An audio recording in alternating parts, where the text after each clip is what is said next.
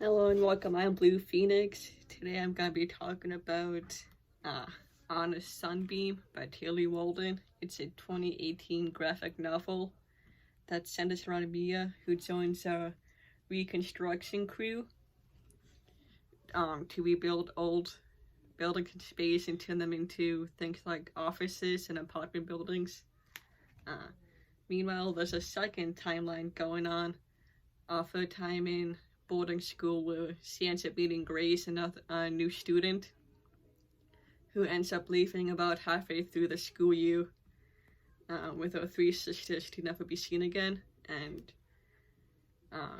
Mia really wants to try and find Grace again so that she can apologize for not being able to say goodbye to him when they get the chance. Overall, I thought that the plot was pretty good. I mean, it's a pretty simple story of where Mia just wants to try and find Grace again to apologize. And she ends up growing as a person as the story progresses. The flashbacks are very clearly defined as flashbacks, because everyone at the boarding school wears like uniforms, so that you can very clearly tell when there's a flashback and when it's in the present day. Because in the present day, everyone just wears like tank tops, shorts, pants, and and the flashback lasts for like almost like a little over like half the book, because the book's like 500 pages long, I think, and the flashbacks last until like about 270 or so, maybe 280, and for a while you just don't know how they're connected until like the end of the flashback. And that and then we end up learning that Grace is actually from a pretty dangerous part of space called the staircase that's been closed up for like years, and that's why Mia has been able to like contact her for like years, because she's like maybe like 18 or 19 when the book starts, and the last time she met Grace was like I said in like the 9th grade. So, and like Grace's family like runs this place, runs the staircase, and they have for like years. Like I thought that the story was told pretty well for the page count, including like the flashback parts. That the world is like kinda explained well. There are moments where I was just kind of like confused, or wish the things had been explained better. Like there are parts where they just kind of like bring stuff up, but then they just don't explain it. Like when Grace's sisters come to pick her up, they mention that there's a bunch of fighting and the borders are a mess, and that things are getting worse. Well, like I don't think we ever get explained who's fighting, and the borders, like are like different lands for the staircase. Like Grace's family owns the place, like they're like the ones who run it, but I don't know. And then there's on 314 where just before they leave for the staircase, one of the characters, Charlotte, who's the captain of this crew, explains kind of like the backstory of the staircase, of how the Hill family founded it. And we know that it's somewhere in the distant future simply because it's in space, but we also know that Earth is a thing in this world, because they mentioned at one point when Grace and Mia are studying, but we don't get a clear time period.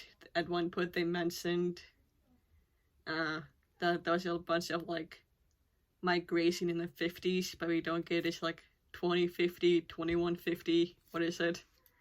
But I'm not too mad about the world building, simply because the story is more focused on the characters than anything else. And there's a bunch of like buildings that float in space, but like we don't get to, it doesn't explain like how they float in space, but at one point we were introduced to Elliot, who's the what? No. Yeah, but at one point we're introduced to Elliot, who's the part of the crew. They're the ship's like non-binary mechanic who works on the systems that make the building float. So I'm assuming it's some kind of like high-tech electronics, high-tech machinery that keep the buildings floating.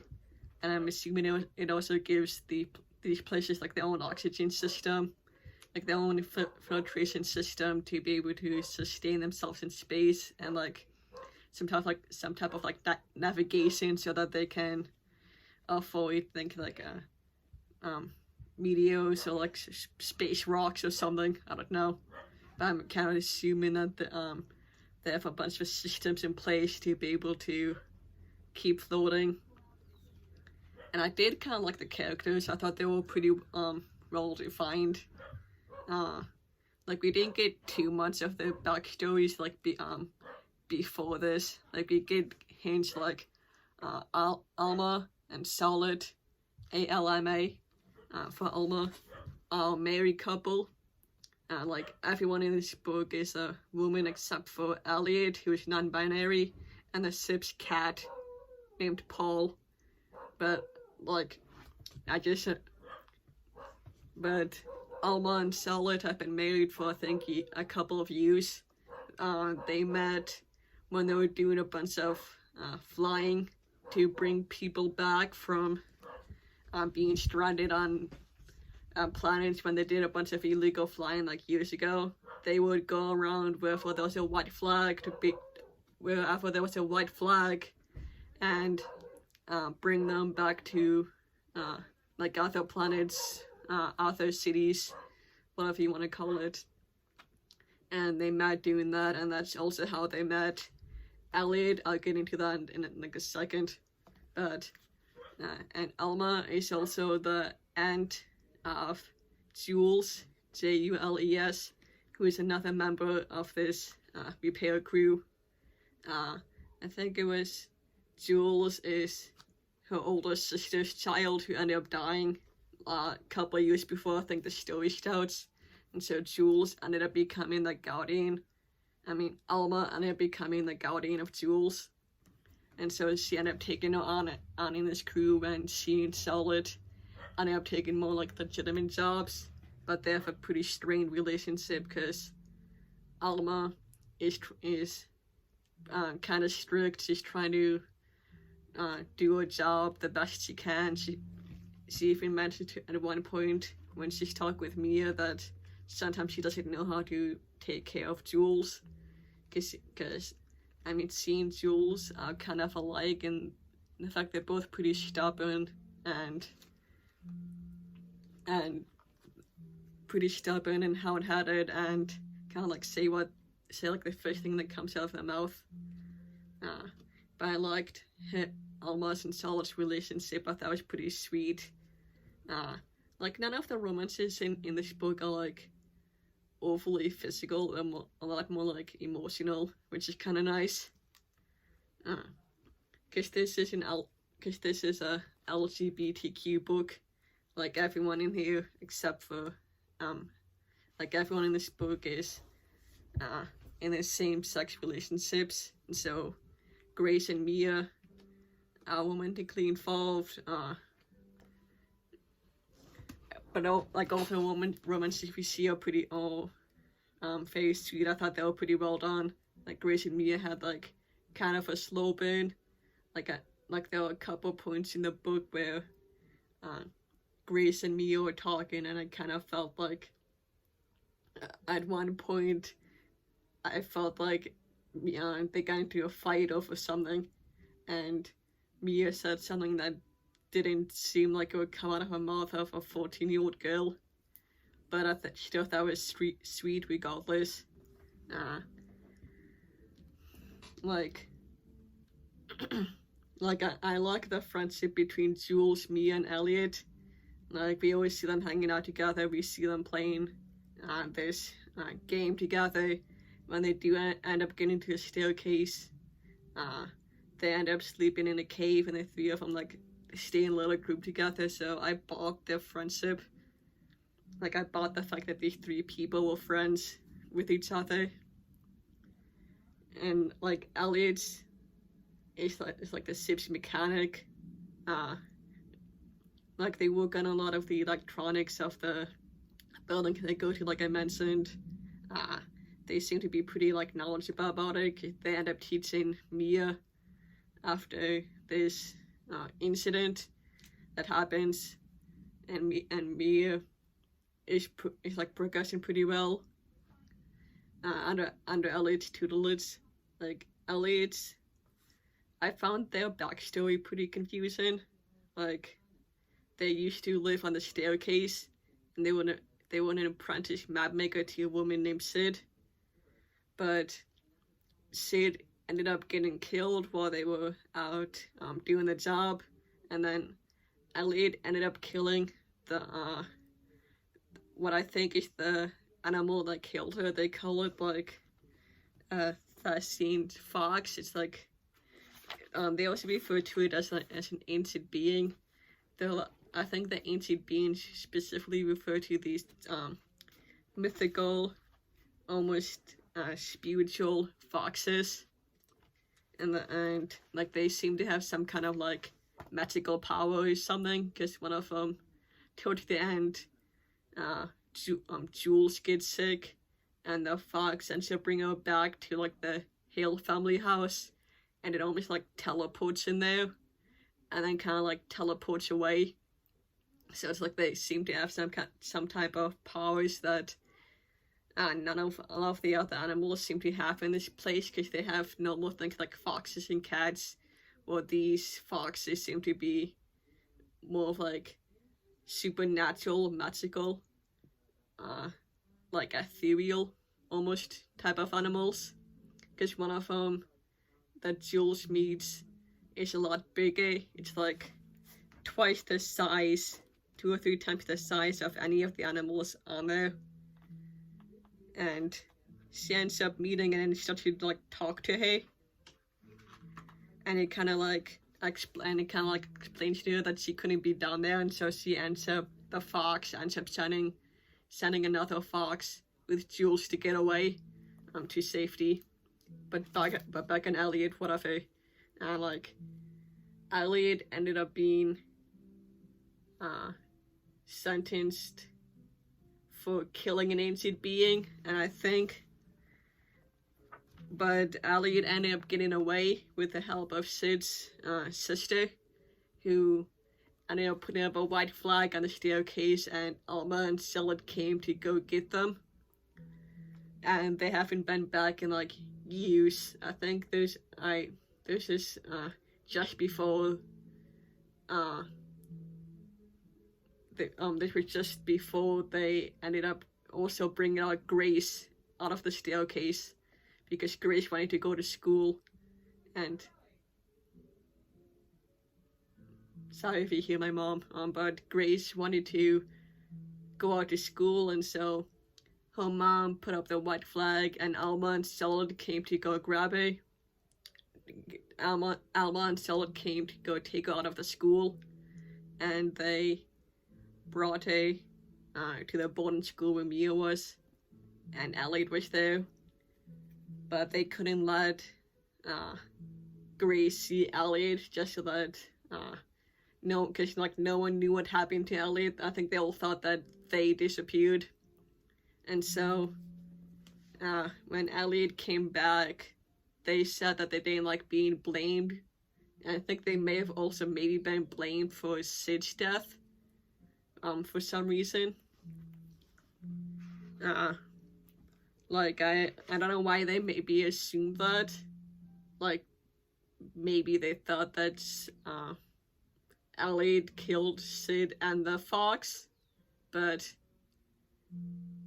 I don't kind of, like, get that, because Elliot was, like, Because in the backstory, Elliot looked like a young teenager, like maybe like 13 or 14, and Sid was a grown woman. So, like, I don't know. Like, I think, like, it seemed like they were also being blamed for Sid's death, and Sid is also kind of confusing because, like, they seem to be like the main map, the main map maker, or like one of like the main map makers for the staircase, and Sid's sister was mentioning that there was a lot of mystery surrounding her sister. Like, she says everyone still agrees that Sid was the best map maker the staircase has ever seen, and all that mystery around her. My God, all those rumors. Everyone wanted to know how she did what she did, but no one ever saw her work except for you. So it's like what was Sid doing? Like, so yeah, I don't know what like Sid was up to, but like, cause they ended up going down to some tunnels, and that's where they met the fox, and that's where Sid died.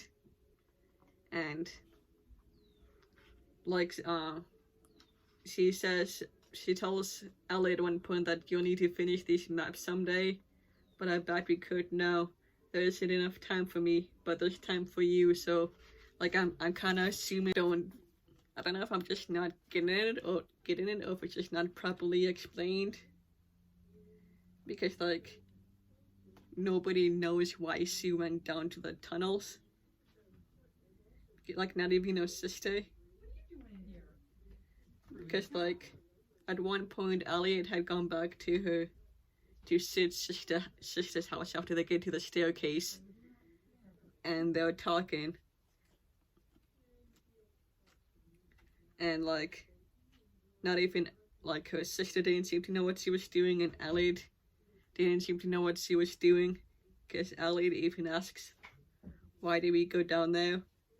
Like, what was she thinking?" So I'm just like, kind of confused as to like what Sid's deal was. Like, was she trying to map unknown parts of the staircase that they couldn't parts of the staircase that they like couldn't were prohibited from going into because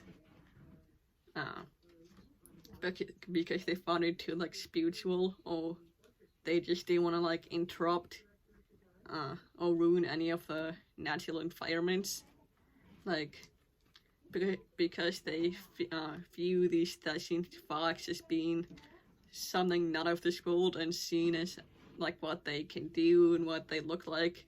I kind of agree, because later on, Alma and Charlotte have been taken to the Miss Hill, the main leader of the staircase, and Grace's mother. They are being taken to her, and like just before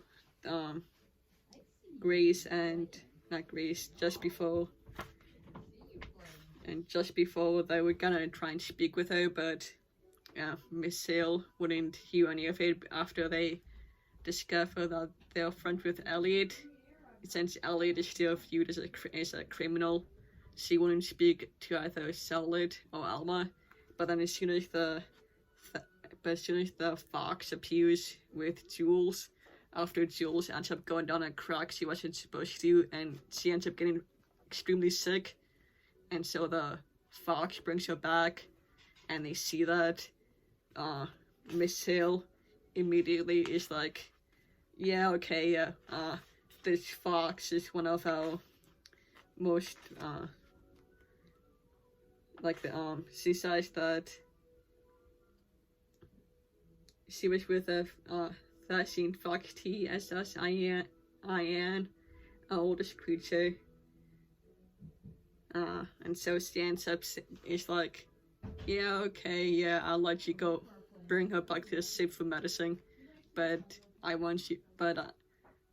your wife has to stay here for now, but I'll let you, Alma, go allowed your host to bring her to your sip, because Jules was like comatose at this point. I don't think they had any like high-tech medicine at the staircase to help her.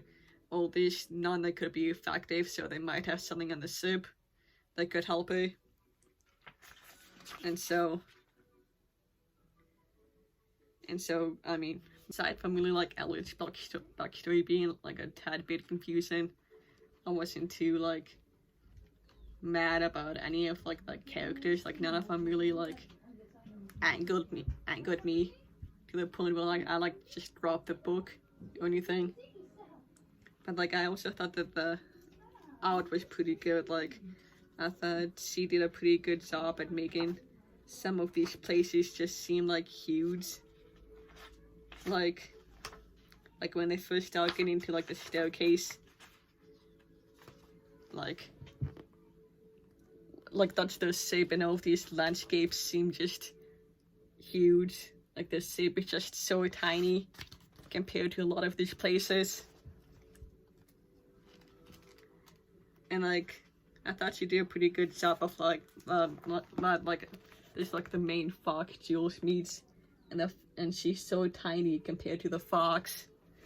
Like and like the main art, like it seems like in the present day she uses a lot more like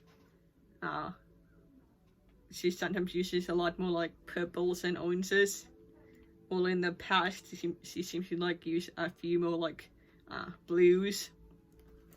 But even then she still use a lot more oranges and purples. It just like slightly depends, I guess. Cause like it seems like the school parts in the flashbacks have a slightly more like blue tone, but then the modern day has like a slightly more like purple tone, I guess.